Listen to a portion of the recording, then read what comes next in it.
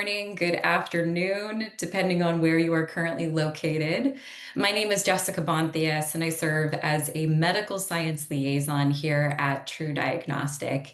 It's really a pleasure to be presenting on behalf of myself as well as my colleagues, some of which are on the line here from TruDiagnostic. Before we get going in earnest, I'll let you know that our marketing and sales team has put together a promotion for you all as a token of gratitude for carving out some time and joining us tonight. So on the last slide of this presentation, you'll see a promo code that you can use to purchase discounted kits. This isn't something that is publicly available, so it is really just for you all.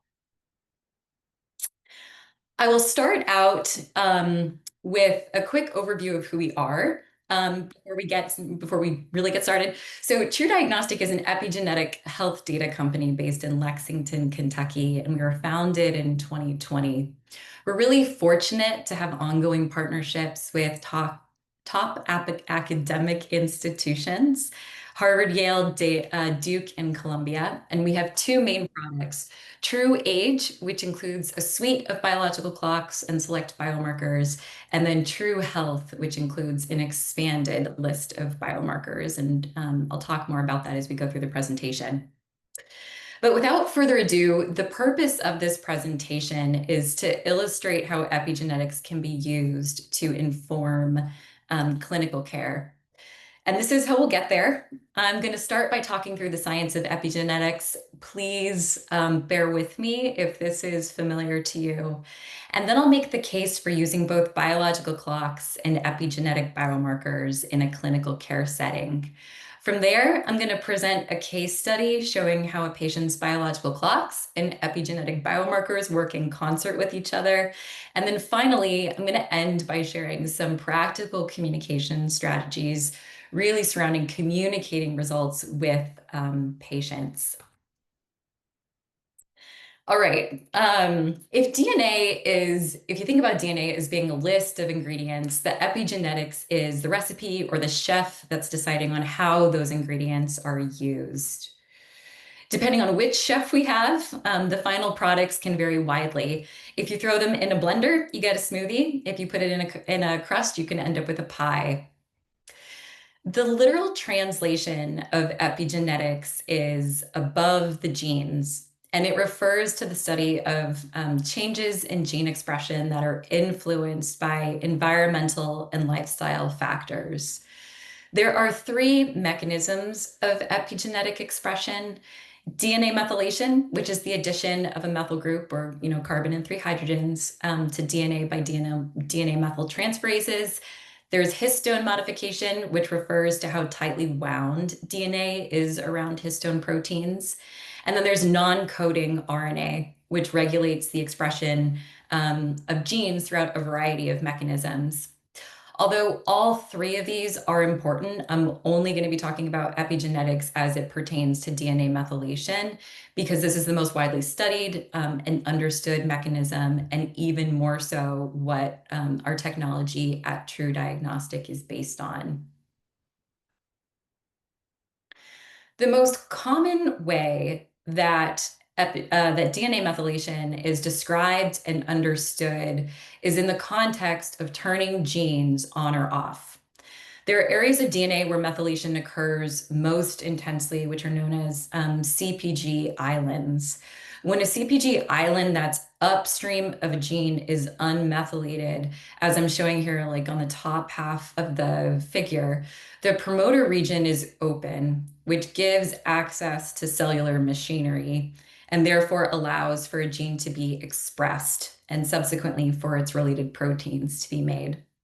When a CPG island is methylated, as shown in the bottom half of the figure there, cellular machinery are effectively blocked from accessing the promoter region, and that results in gene expression being turned off. A really fundamental application of epigenetic mechanisms is in the context of cell differentiation. If our DNA encodes certain proteins, we end up with a neuron, but if the same DNA encodes for others, we end up with a fibroblast. What influences our methylation? Essentially everything. Our methylome changes in response to what we eat, how we sleep, our stress levels, our exposures to toxins, and even the supplements and drugs that we're taking. It was a couple slides back that I mentioned that methylation turns genes on and off. But even more than that, it's our methylation patterns that exist across DNA that correspond to all of our exposures and habits. And so these patterns on their own can really provide unique insight into the physiological responses to our environment. One of the most important aspects of DNA methylation in the context of longevity is that DNA methylation not only has implications for our health outcomes, but what we know is that it's not fixed. So it is in fact modifiable. I'm going to now move into making the case for using biological clocks. And the premise for this is really rooted in the fact that biological age on its own is a risk factor for most diseases. More specifically, there are the arguments for using biological clocks include the following. So first, biological age is more important than chronological age in predicting the onset of disease. The second thing is that we know we can reduce biological aging, and reducing biological aging will in turn reduce the risk of disease. The third thing is that clocks give us a way to track these changes over time and assess the impact, for example, of treatments or interventions. And then lastly, from a communications perspective, biological age is a powerful messaging tool for patient compliance. I think as it intuitively resonates with people and can really motivate someone to adhere to interventions, whether that be exercising, taking supplements consistently, etc. There are several attributes of biological clocks that we at TruDiagnostic believe are important. The first is that they must predict mortality and morbidity better than chronological age in order to be useful. The second is that they must be reliable, and by this I mean precise. We measure that precision or that reliability by interclass correlation coefficients, which basically means that you get the same result every time you run the sample. The third thing is that we feel like algorithms of performance, including their validation, should be published for transparency. The fourth is that they must change with interventions that affect aging, and that change is an indication of the sensitivity of algorithms. And the last thing is that biological clocks ideally tell you why you're aging faster or slower, so you can target interventions toward the primary drivers of a person's aging. At TruDiagnostic, we use several second generation and one third generation biological clock, and I'm going to describe our three main clocks on the next couple of slides. This first clock, Age, is a collaboration with Harvard, and it's using a multi-omic approach that's combining DNA methylation with proteomic, metabolomic, and clinical biomarker information.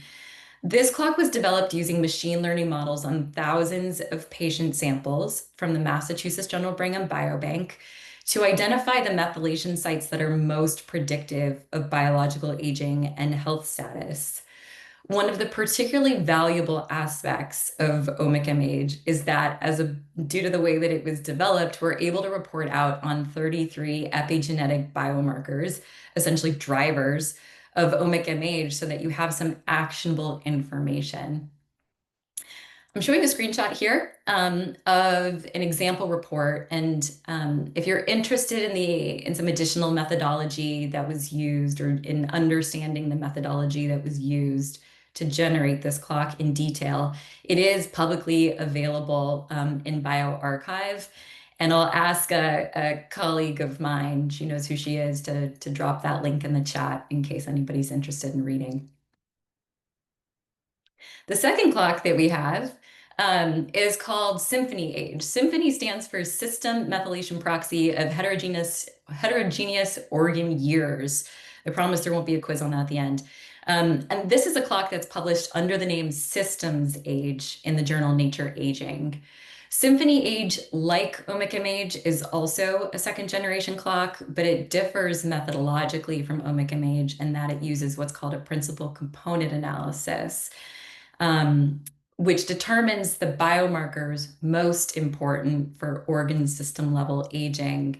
And then it uses those biomarkers in combination to calculate 11 organ system specific clocks.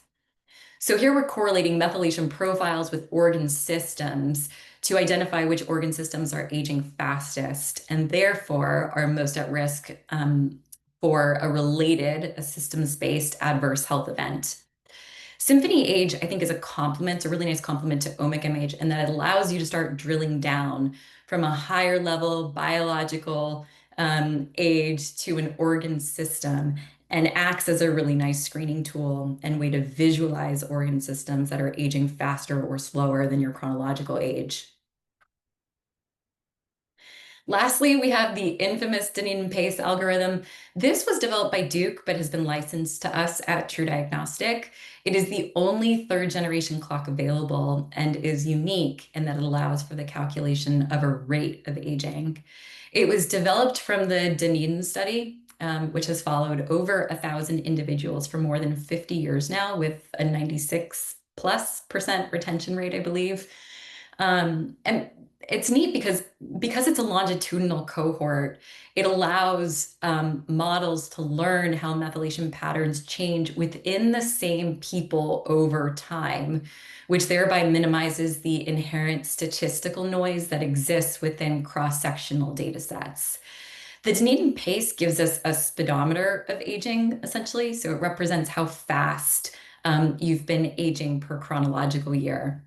It's really associated with mortality and morbidity and is highly sensitive to changes in aging. So this is a really great tool to assess the efficacy or impact of interventions. I'm now going to move into talking about epigenetic biomarkers. Like many things in the longevity and aging space, epigenetic biomarkers are investigational. We don't consider these to be a full substitute nor a replacement for conventional blood and urine tests, but they're additive and they can help prioritize or refine what to monitor with your patient. One thing we know is that epigenetic dysregulation, can start well before disease onset or even symptoms manifest, and sometimes before that deregulation can be detected through traditional labs. We also know that multi-omic profiling doesn't often fit within the context of our current clinical system, since it's time-consuming and impractical in many cases, often cost-prohibitive.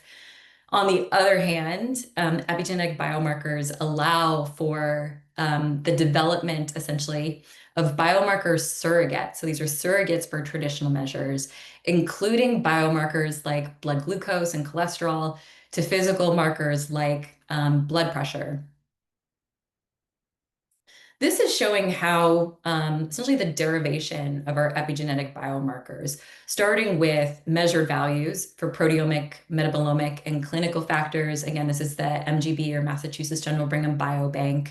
And we're using machine learning algorithms to correlate methylation profiles with those measured values, which then resulted in predictive outcomes or predictive algorithms that we can apply to the blood spots, for example, that we receive from you or your patients. How useful are these biomarkers, you might ask? I'm going to use CRP as an example in the next few slides. The blue line here represents a spike in CRP as measured by traditional HSCRP. The orange line, on the other hand, represents a methylation-based CRP biomarker. What you'll notice is that HSCRP, as you might expect, exhibits an acute spike and drop, whereas the epigenetic biomarker, the epigenetic surrogate, increases in correspondence with the CRP spike, but then gradually tapers off. So in essence, the methylation-based biomarkers are not going to be as affected by day-to-day variations and instead represent something more like a longer-term trend. So think more like a hemoglobin A1C, and then imagine having a hemoglobin C for all sorts of biomarkers. One way to think about this is like an epigenetic fingerprint. So it allows for the detection of a biological event even before a conventional blood test, something in a conventional blood test becomes detectable. And likewise, like I just showed with CRP, after a value has returned to normal or fallen below a typical detection threshold. These methylation-based biomarkers can reveal really subtle trends in the patient's health and biology over long periods of time. So I'm talking like in the range of months to potentially years instead of hours or days. Here I'm showing in this table the temporal resolutions between the comparisons in temporal resolutions between epigenetic biomarkers and their corresponding lab values. If we're continuing to use CRP as an example, this table sort of does a breakdown of the different ways that you can assess CRP. First, as like a CRP related SNP, which is essentially static and represents a predisposition to say high or low CRP. The more traditional measures represent somewhere in a time frame between minutes to days after a CRP spike. And then there's epigenetics, which falls somewhere in the middle, like a time frame between days to months. The challenge from a clinical perspective is that many of your patients are probably only seen every 6 to 12 months, maybe if that. So having a longer term picture of something of their health, of something like CRP, is more important than a singular point in time. And, sort of in that same vein, I think the most compelling argument for using epigenetic biomarkers and why we at TruDiagnostic feel so strongly about them has to do with their relationship to disease. The table that I'm showing here is from a paper in preprint, which is also publicly available.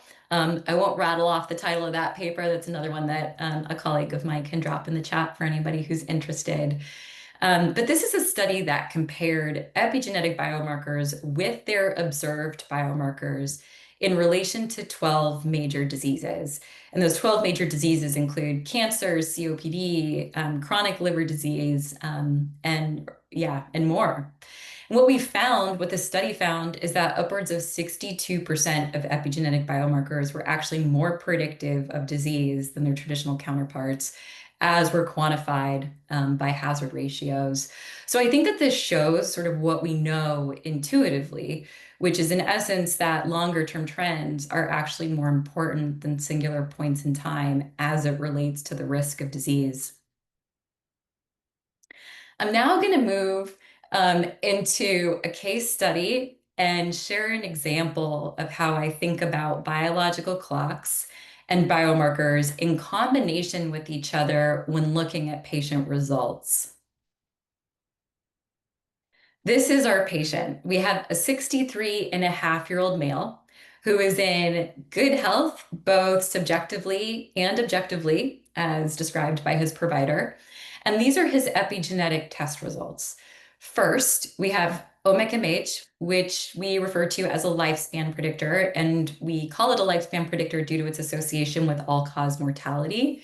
And that age for this particular person is 64.3, which is roughly a year higher than his chronological age.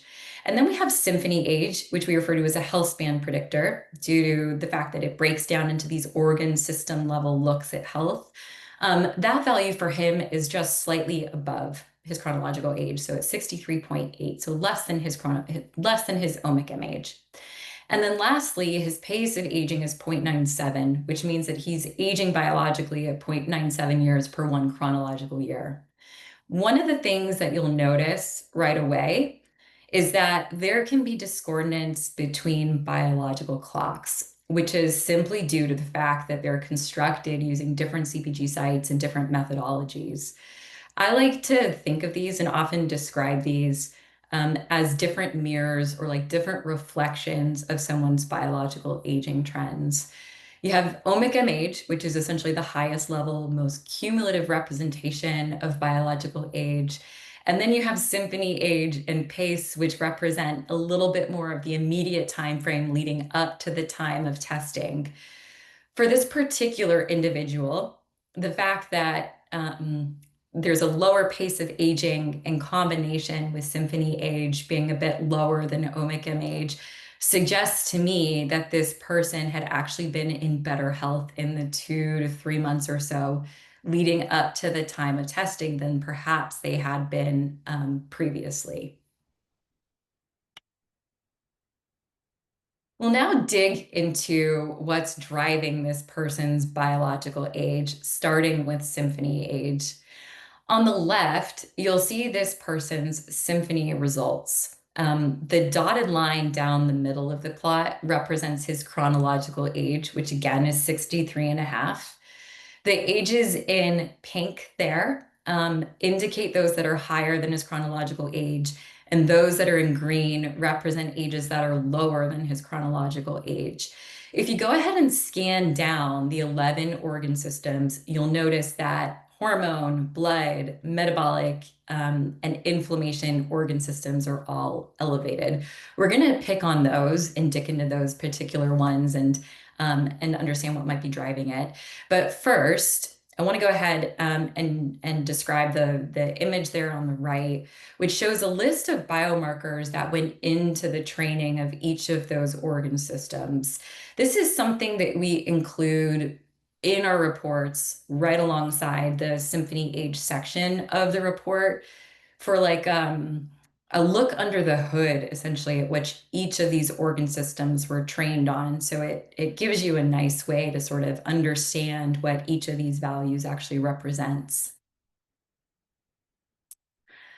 Okay, and now we'll dig into the organ systems one by one. We'll look at them one by one. On the next few slides too, you'll notice in the top right-hand corner where I'm pulling this information from, if it was this person's TruAge or TruHealth report or both. So let's start now with hormone age. So hormone age was this person's highest. One of the things that you'll know here is that, or note here, is that we report biomarkers as percentiles and then flag them or indicate whether or not they're normal, whether they're outside a normal range, based on where an individual falls in comparison to a static reference population.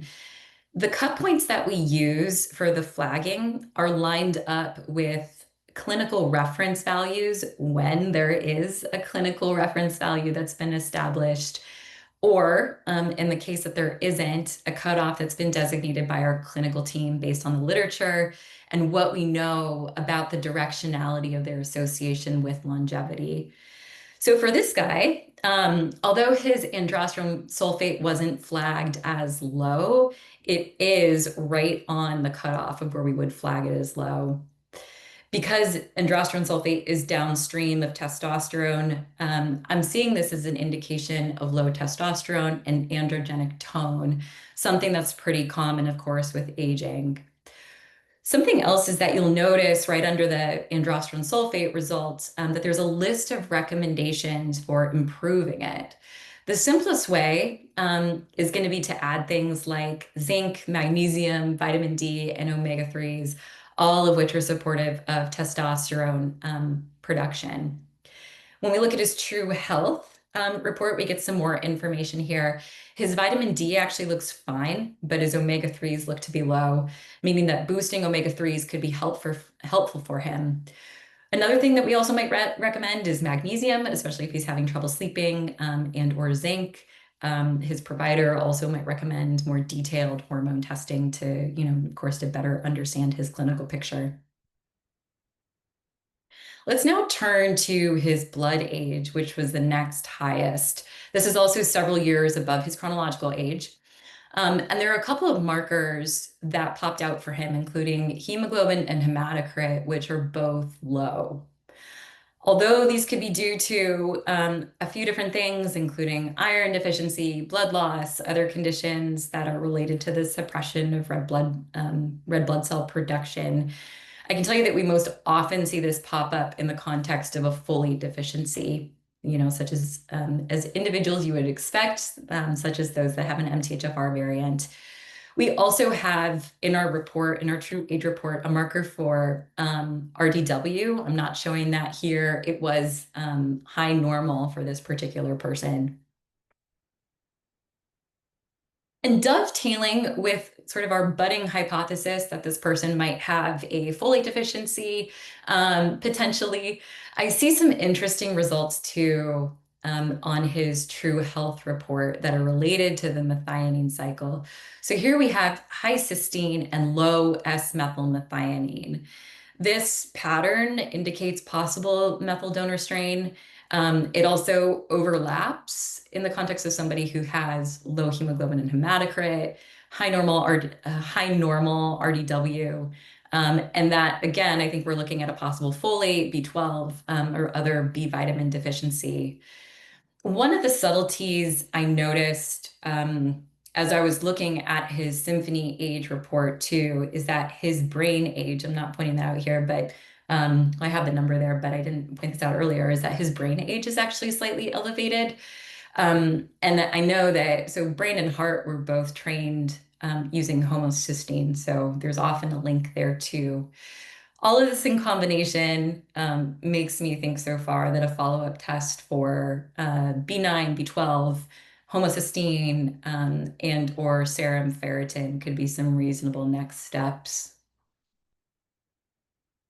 We also have several markers related to metabolic health, and that includes ribitol, ribonuclease pancreatic, gluconate, hemoglobin A1C, in addition to the two that you see here, which are fasting glucose and insulin-like growth factor binding protein 2. These two that I'm showing here happen to be two that I see often pop up in the early stages of metabolic dysregulation. Sometimes when somebody hasn't even had, a high fasting glucose or hemoglobin A1C on routine labs. I think our fasting glucose is quite nice because, like, recall that our epigenetic biomarkers are a little bit more like a longer term average, think like a 3-month rolling average. So it's not going to be thrown off or heavily influenced by what you ate, say, the night before testing. So for someone like this, and I see this fairly commonly, something like throwing on a CGM, paying more attention to diet. It's just a nice, it can be a nice indication of potentially something that's just emerging and hasn't been caught yet on another test. And then next, we'll look at two markers of inflammation. We have a marker for IL-6 and a marker for CRP on TruAge. Of course, the drivers of both of these things can be really varied, everything from chronic illness to autoimmune conditions, injuries, metabolic stress. Sort of interestingly, I often find our IL-6 trending quite closely with folks who are smokers. And then, likewise, a lot of drivers of CRP, but a couple of interesting associations that I see are one, high or elevated CRP in high intensity athletes, just due to, chronically overstressing the body with physical exertion. The second one is actually chronic alcohol consumption. I haven't mentioned this yet, but on our TruAge report, we have an alcohol risk score, which is calculated from DNA methylation patterns at specific CPG sites that are shown to correlate with self-reported alcohol consumption. So this is a marker that reflects habitual alcohol consumption. And what we know from the literature is that chronic excessive drinking can cause elevated CRP. So I'm thinking that based on the fact that this individual's alcohol biomarker shows intermediate risk, which is actually like it's right on the cutoff for high risk, my guess is that alcohol consumption is actually one of the drivers, if not the primary driver behind CRP as far as we can tell. In summary, what we see for this patient is essentially a biological age, biological ages that are slightly above his chronological age, not egregiously so. So this is probably just age-appropriate systemic function for the most part. A pace of aging and SYMPHONY age, the fact that those are lower than OMIC M age suggests that his health has seen some improvement in recently, probably most immediately leading up to the time of testing. We also see that hormone, blood, metabolic, and inflammation systems were elevated. There's potentially a genetic component there, probably nutrient and lifestyle practices there. We might be suspicious of a vitamin B deficiency. I didn't mention this really earlier, but we have actually a whole host of B vitamins on our TruHealth test. Unfortunately, we do not have folate or so B9 or B12, but we can sort of write off some of the other B vitamins for him. And then we see chronic inflammation, which might be related to early metabolic dysregulation, probably more likely related to alcohol consumption. And then, some general recommendations there might be at the bottom, including prioritizing sleep, targeting some of that inflammation, and doing some other changes, both diet and lifestyle, that can promote better longevity. I'm going to wrap up with some suggestions for patient-friendly communications. One of the things that I hear sometimes from providers is that our reports are really chock full of information and that it's hard to know how to distill all of that into a 15-minute appointment time or something similar. So these are some suggestions that I have. The first is to start with a high level description of epigenetics in understandable language. So something like your genes are like sheet music, but epigenetics is how that music is being played. Um, the second suggestion is clarifying the distinction for folks between biological and chronological age.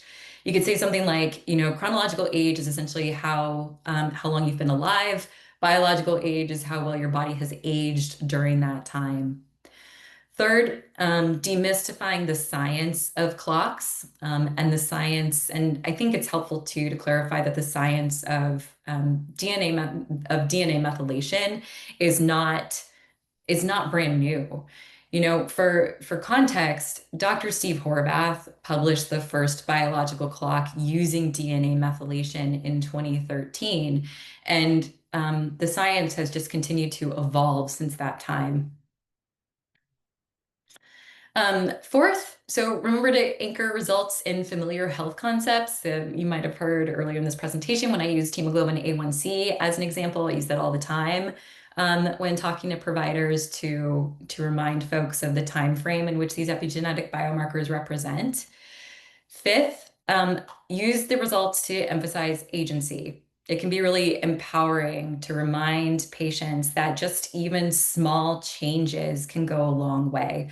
So things like that sound really simple, like practicing better sleep hygiene, adding stress management practices like meditation, working on better dietary habits, all of those sorts of things. And that these results, you can use these as a guide or a map, providing directions, a path to really improve biological age in really targeted ways. Next, lean on metaphors to simplify complex science. There are things I've heard a couple of really, really great ones recently. One might be that like methylation marks are like sticky notes that your body uses or leaves to remember how to read your DNA. Another favorite recently has been epigenetic biomarkers are like a weather forecast, whereas traditional markers are like the current temperature reading. So I really like, language like that puts things that really makes sense to people. The next suggestion is to position testing as preventive and personalized. So, and I think this is very, it's very much true, is that these biomarkers help us move from reactive care to predictive care. So, explain that methylation patterns can help reveal risks before symptoms appear. The next suggestion is to keep language relatable. And I know I'm talking to a healthcare provider crowd, and you all have plenty of experience with this. And in fact, I heard from a healthcare provider just last week. She told me that she tells her patients that having an epigenetic biomarker outside of the normal range is like having an elephant in the room. If you're not paying attention to it, who knows what kind of trouble it's going to get into. And I really liked that one. And then lastly, I think a lot of patients just really want to know, right? Like, what should I do? So providing three recommendations, even just three things to focus on, a few things to focus on consistently, followed by retesting in something like 6 to 12 months is a perfectly reasonable strategy. One of the cool things, I get to review a lot of reports on a daily basis. And one of the really neat things that I get to see is that everyone, no matter how healthy they are, seems to have something that they can work on. So it's really powerful science. It's really a powerful tool for preventive health and can really help shift your biology in the direction of longevity and vitality. I'm going to recap.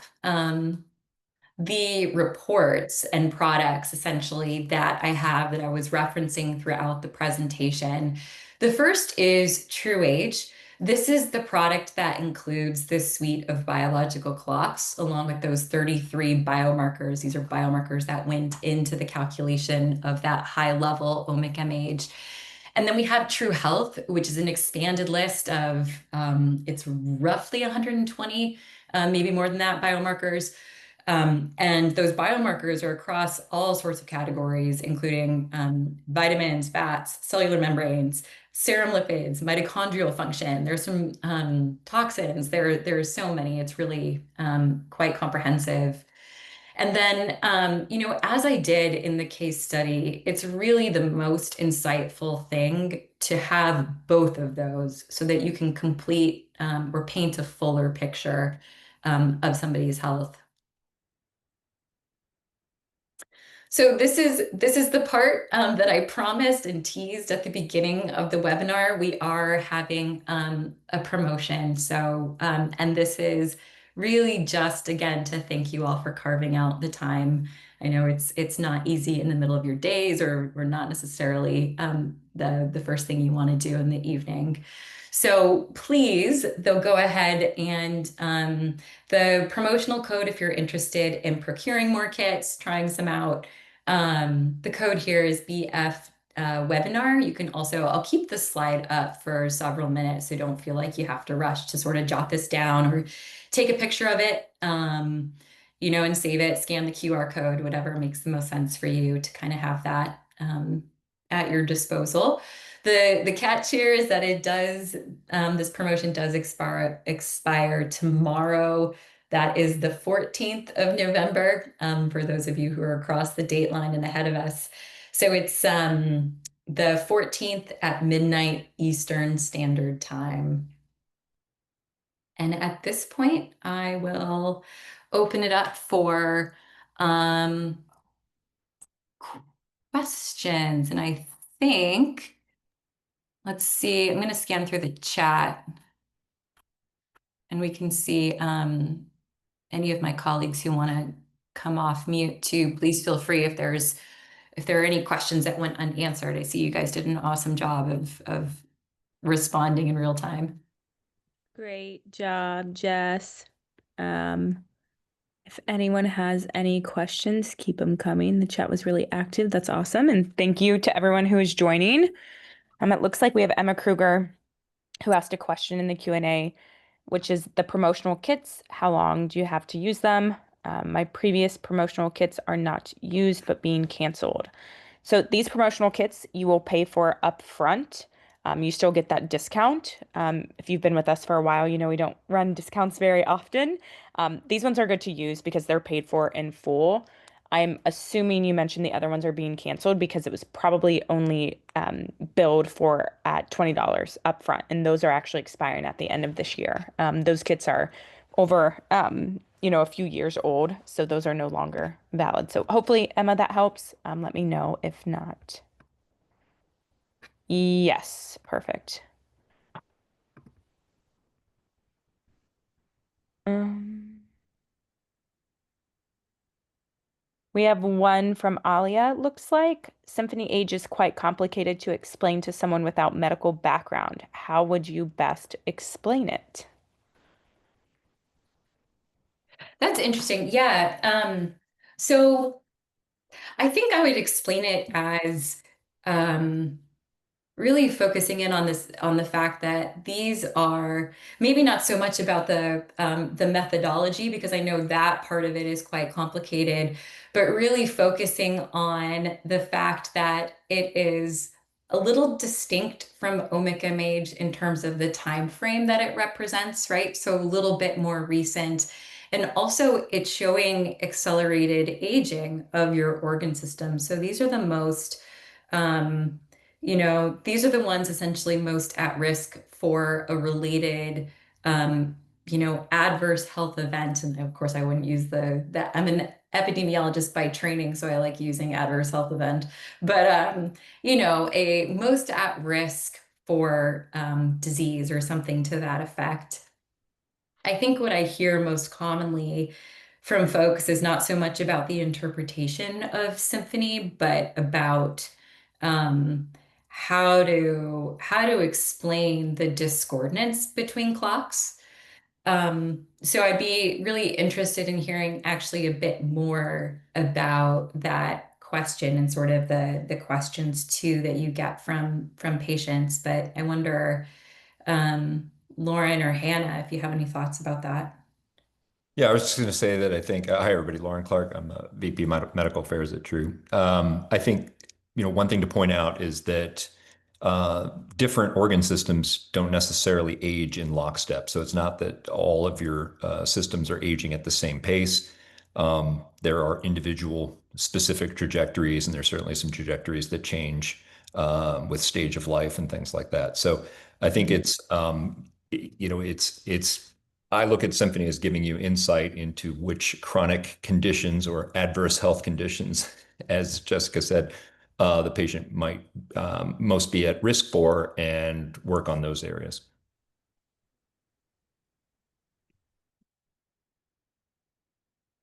Awesome.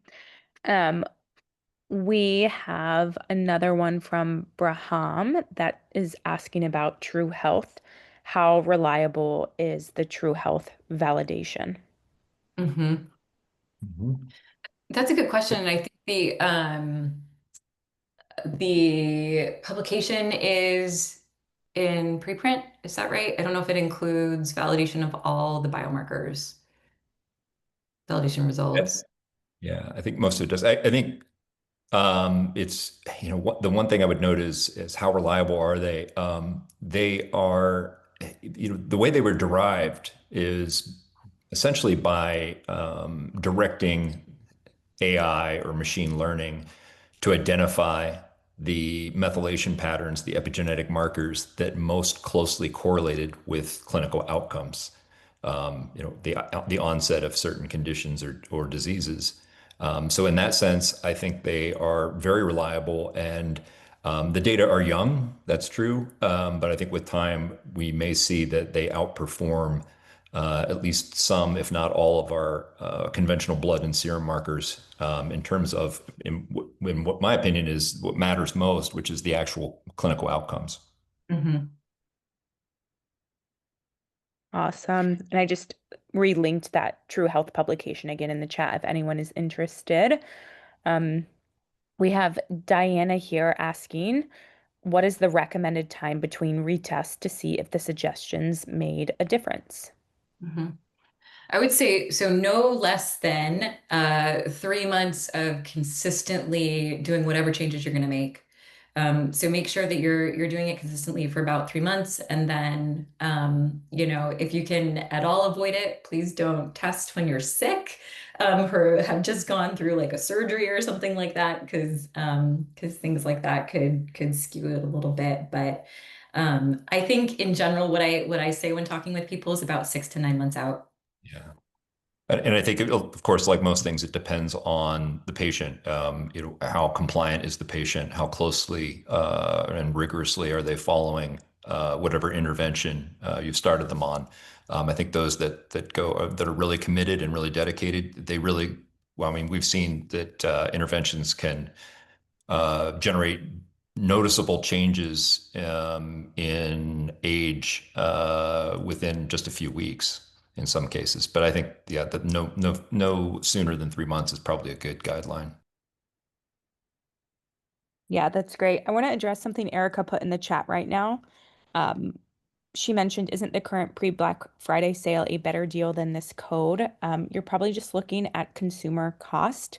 I want to make it very clear that healthcare providers are our number one priority. We're making massive shifts as a company to move away from direct to consumer. So you all will see really positive changes in that direction starting January 1. The test kits are cheaper to providers already. So you have to log into your healthcare provider portal and you actually have to enter that code, and then you will get the discount, which is going to be better than any price that the consumer would actually get. So we're very excited to make that announcement, and we'll have more to come soon. But you all are absolutely our focus. Um, we have a really great question by Saccharin, which is which one changes faster between Omic MAge and Symphony Age, and why? Hmm. That is a great question. And the why especially is a really good question. And I feel like I'm still trying to get my head around this too. So it certainly seems like it has something to do, it's probably like multifactorial. It probably is related to the specific CPG sites that are used, and it's probably also related to the actual methodology of the algorithm. So, I think about it with my like epidemiology brain as when you have smaller, like a fewer number of variables, right? You have a smaller N essentially. It's going to change more rapidly than if you have like a higher number of data points, if you're using more variables, that kind of thing.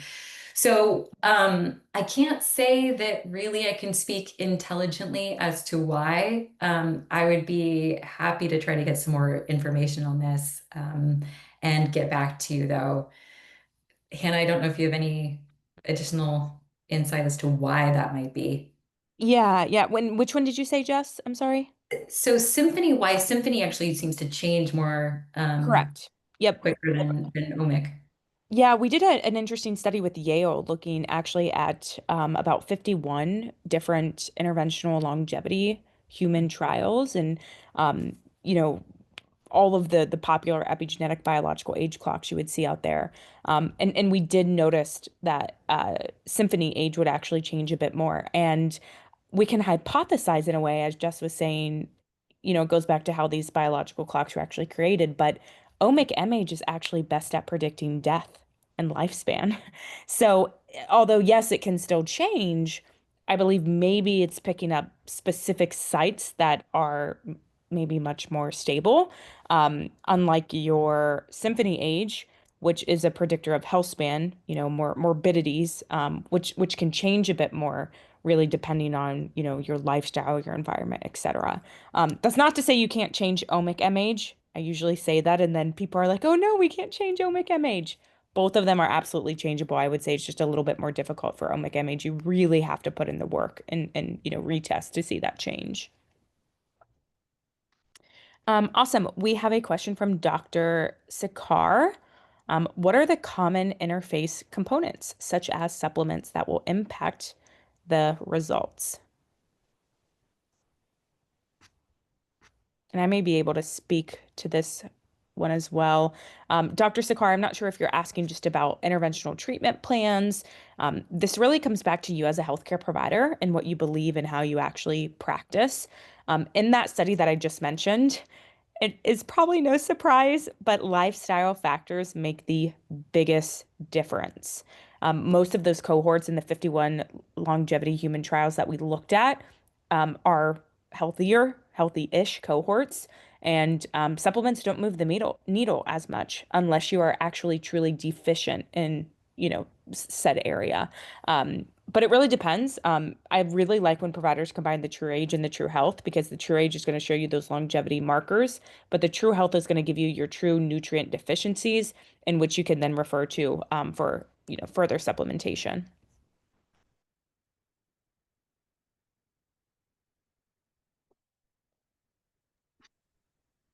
Hopefully that answers your question. Let me know if I can add more context. We see people, though, using this test to benchmark medication response, procedural-based therapies, stem cells, exosomes, TPE, hyperbaric oxygen chamber therapy, any and all of the above. I will go to the chat. We will go until 8 p.m. Eastern here, so we have about 8 more minutes. Nora is asking, if we are using traditional blood testing for biomarker testing, can we skip the finger prick testing, or should we still aliquot sample for epigenetic testing before sending? Yes, Nora, you can actually just use blood from an EDTA tube or a lavender top tube and pipette it or place it on the blood spot guard. So I think that's what you're asking. Let me know. Sue had a question about analysis time. And Hannah, I'll defer to you on that, but my take on that is I think there are improvements in the works. I think streamlining the workflow in the laboratory, we've just made some big changes in instrumentation in the lab that I think is going to streamline things a little bit. But Hannah, do you have any context for that? Yeah, definitely.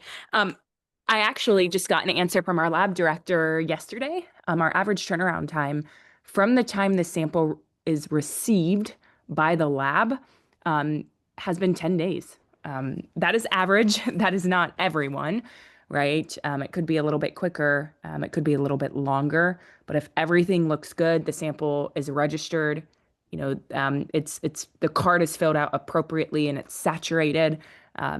We tend to stay within that 2 to 3 week mark from the time we actually receive the sample.